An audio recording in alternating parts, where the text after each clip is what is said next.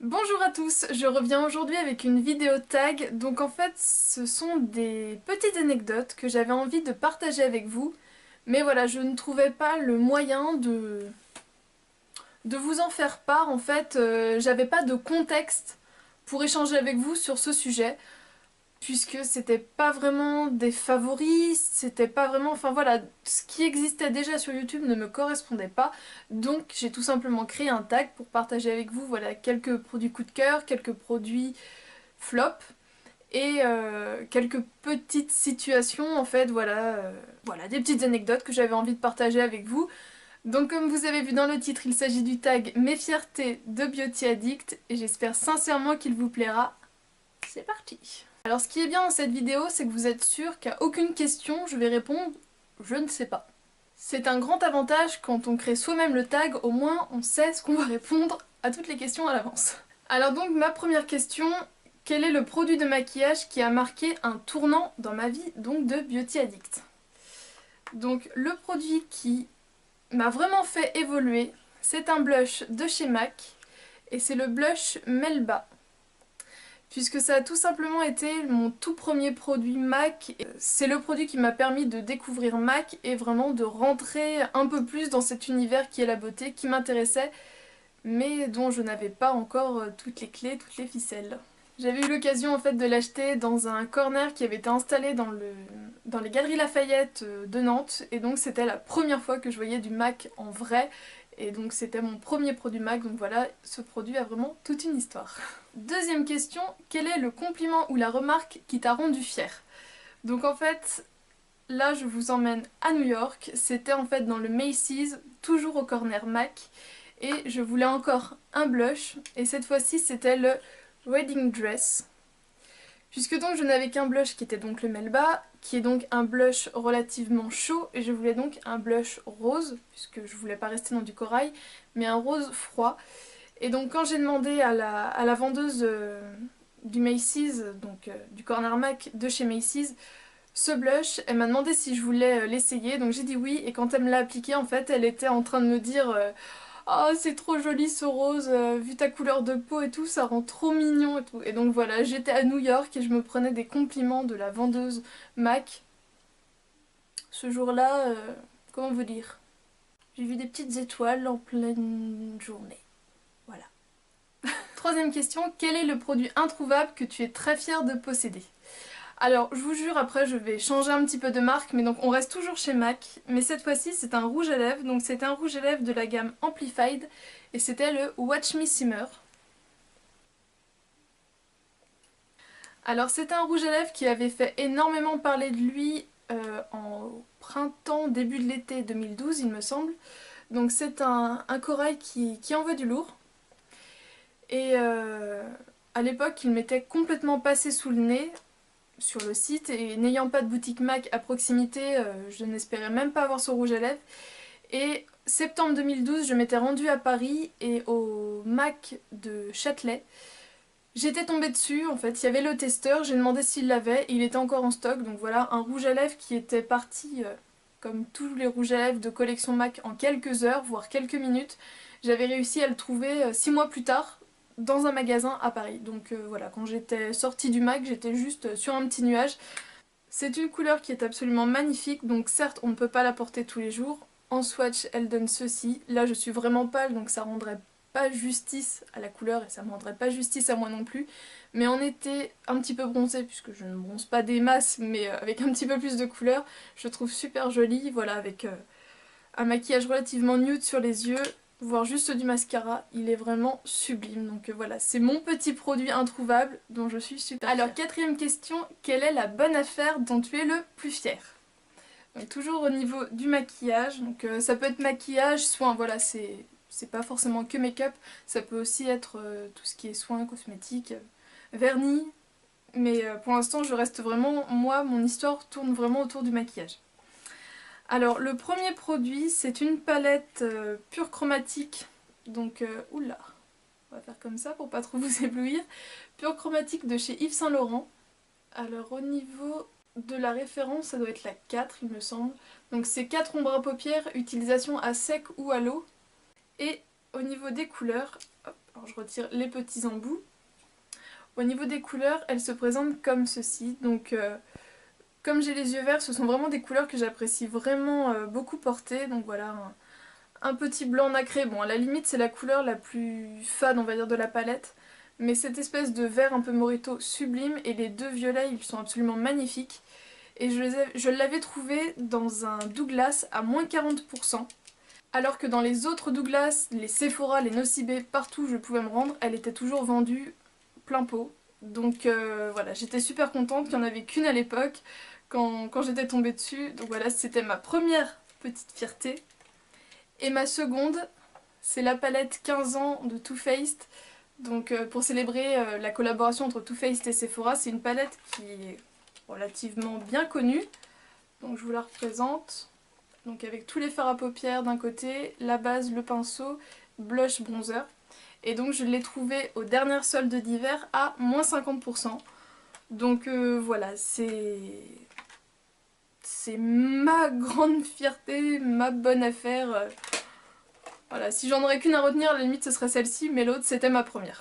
Cinquième question, quelle est la technique de maquillage que tu gères et dont tu es très fière? Alors cette fois-ci en fait c'est pas vraiment une technique de maquillage en ce qui me concerne, mais pour l'intitulé de la question c'était plus simple.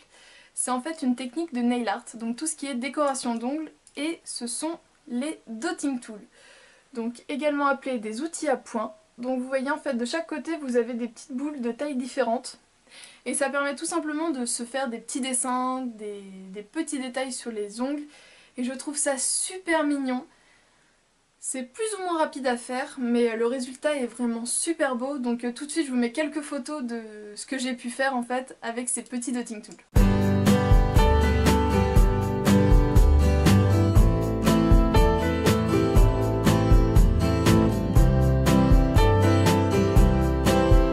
Voilà, c'est vraiment des outils, donc une technique, puisque c'est la technique des points en gros, dont je gère la mieux la réalisation.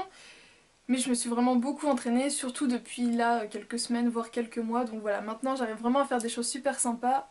Donc c'est ma petite fierté artistique, dirons-nous. Alors en tant que beauty addict, on peut avoir une fierté, mais on peut surtout savoir ranger sa fierté. Donc pour la sixième question, c'est tout simplement mes plus grosses déceptions. Donc où ma fierté en a sérieusement pris un coup, c'est suite à l'achat des pinceaux visage de chez MAC.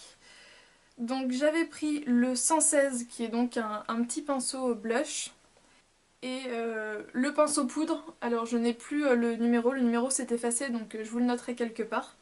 C'était des pinceaux que je voulais absolument tester, je les ai achetés à New York puisque du coup la conversion dollar était plus intéressante, ça revenait moins cher que de les acheter en France.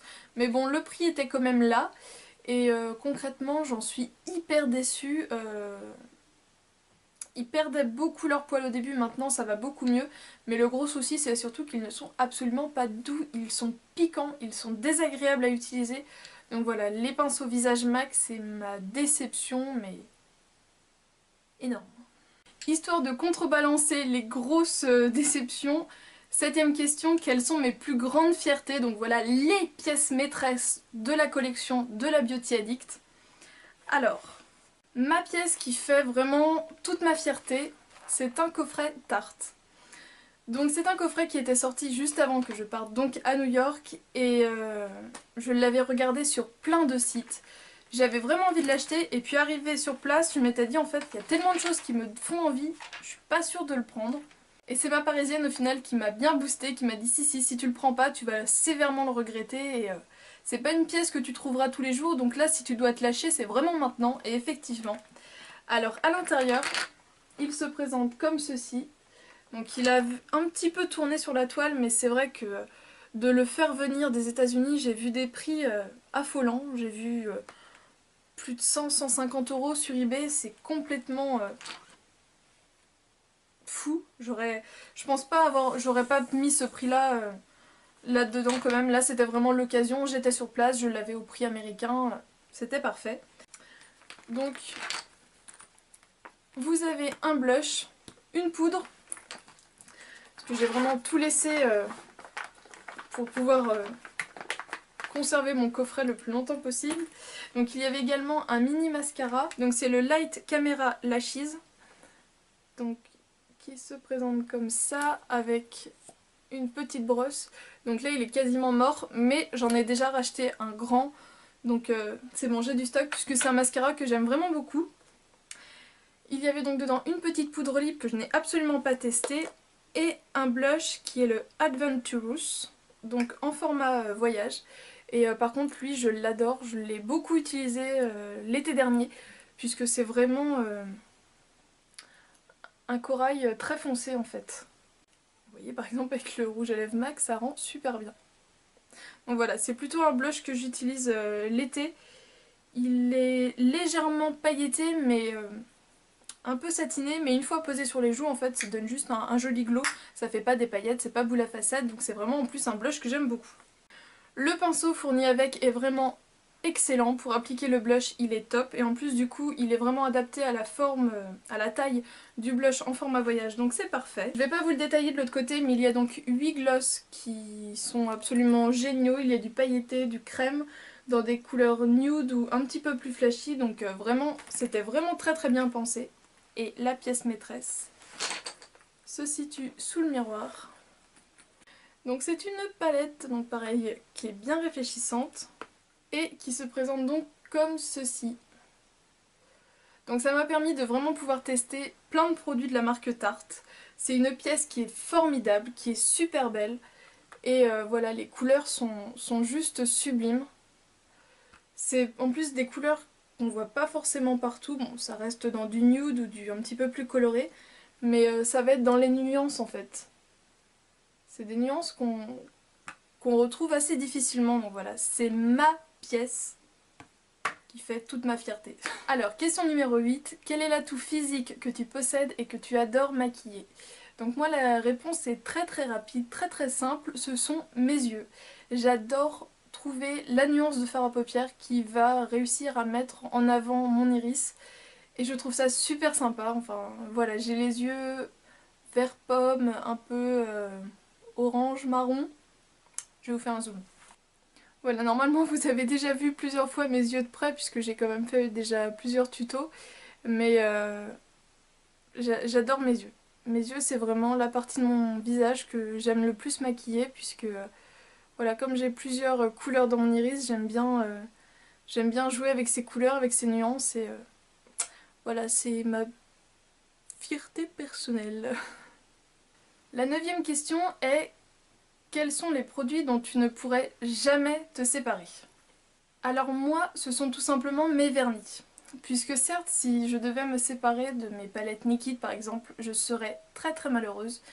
Mais malgré leur coût financier assez élevé, je pourrais les retrouver facilement. Voilà, je sais que la Nikit 1, la Nikit 2, la Nikit 3 sont trouvables dans tous les Sephora. C'est pas une référence compliquée à trouver.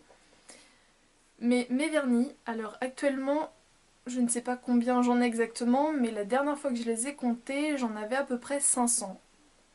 Donc je sais que c'est complètement énorme. J'en ai de rangées un petit peu partout dans ma chambre, puisque je ne les expose pas pour les protéger un maximum du soleil et qu'ils vivent le plus longtemps possible, puisque j'en ai certains depuis maintenant au moins 5 ou 6 ans et ils sont en parfait état, ils sont complètement fluides, très faciles à appliquer, ils sèchent très bien, donc voilà, ma méthode de conservation semble fonctionner. Mais voilà, il y a certains vernis déjà qui ne sont plus trouvables dans le commerce, il y a certains vernis que j'ai achetés dans des pays étrangers, certains vernis ont été achetés pour une occasion particulière, avec une personne particulière, donc voilà. Dans mes vernis, c'est pas simplement des vernis que j'ai été achetés dans le supermarché du coin ou à Sephora parce que j'en avais envie. Il y a des cadeaux, des souvenirs.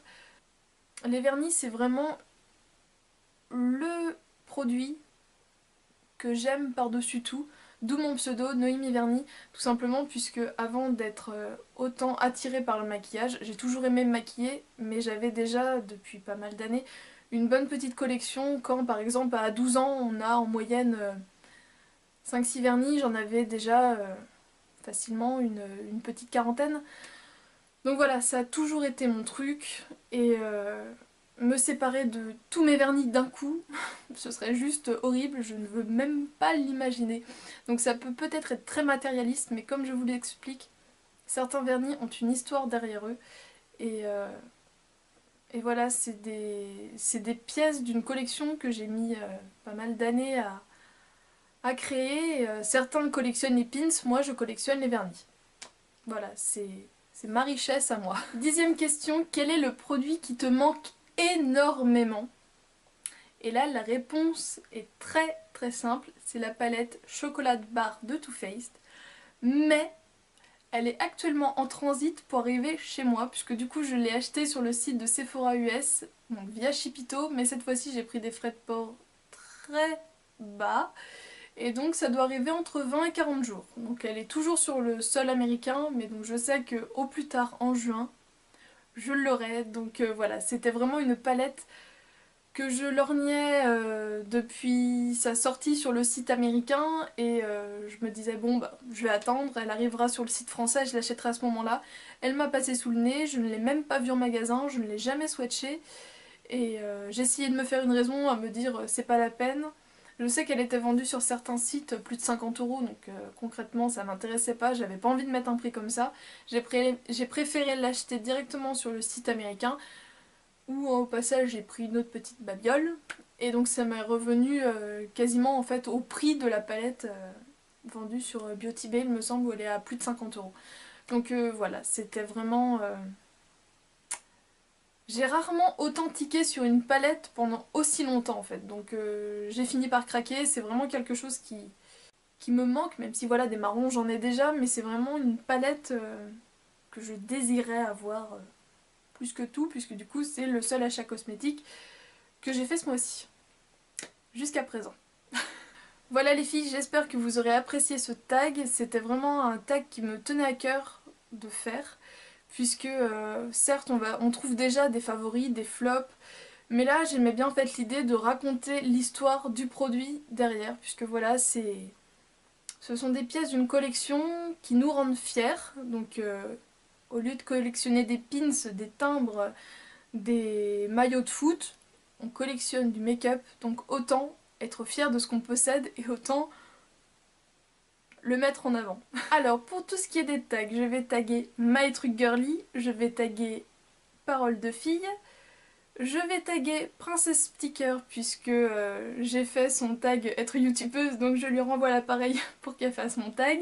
Je n'ose pas taguer Emma Dolly puisque je sais que les tags c'est carrément sa bête noire, elle en fait plus que rarement. Même si elle a réussi à regarder mon tag être youtubeuse jusqu'au bout, ce que je trouve absolument extraordinaire, sachant à quel point elle n'aime pas du tout ce genre de vidéos. Ça m'a fait juste super plaisir quand j'ai lu ton commentaire. Je vais taguer Hélène LC. Je sais que Sandrea26 France aime beaucoup faire des tags, donc si jamais celui-ci t'inspire, ce sera avec grand plaisir que de voir ta vidéo. Comme c'est la première fois que je tente l'expérience, je ne sais pas trop qui taguer, je l'avoue, donc le plus simple c'est que je tague toutes les personnes qui vont regarder cette vidéo et surtout dites-moi quand vous faites cette vidéo, dites-le moi en commentaire ou dites-le moi sur Facebook puisque ça me ferait vraiment super plaisir de voir que mon petit tag circule et de connaître vos réponses. Voilà, j'espère très sincèrement que cette vidéo vous a plu. Je vous fais d'énormes bisous et je vous dis à très bientôt. Ciao! Le vernis couleur poisson. C'est la première fois que je le mets depuis l'éternité qu'il était dans ma Vernitech.